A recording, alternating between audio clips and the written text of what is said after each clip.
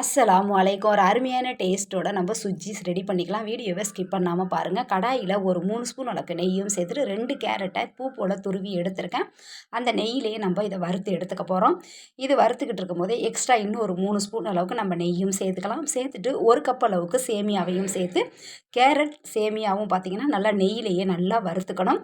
வறுத்ததுக்கப்புறம் ஒரு 4 ஸ்பூன் அளவுக்கு டேபிள் ஸ்பூனால் இதில் பாலும் சேர்த்துக்கலாம். சேர்த்ததுக்கப்புறம் 1 கப் அளவுக்கு சேமியா எடுத்துருக்கிறதுனால நான் 3 கப் அளவுக்கு இதில் தண்ணியும் சேர்த்துக்கிறேன். சேர்த்துட்டு எல்லாமே நல்லா மிக்ஸ் பண்ணி விட்டுட்டு 1/4 சிட்டிக அளவுக்கு ஃபுட் கலரும் சேர்த்துக்கலாம்.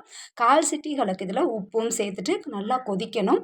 கொதிச்சுக்கிட்டு இருக்கும்போதே பார்த்திங்கன்னா கொஞ்சம் தண்ணி வற்றினதுக்கப்புறம் 1/2 கப் அளவுக்கு சுகரும் சேர்த்துக்கலாம். நீங்கள் அதிகமாக சுகர் சாப்பிட்றவங்க தான் இன்னும் அதிகமாக கூட சேர்த்துக்கலாம்.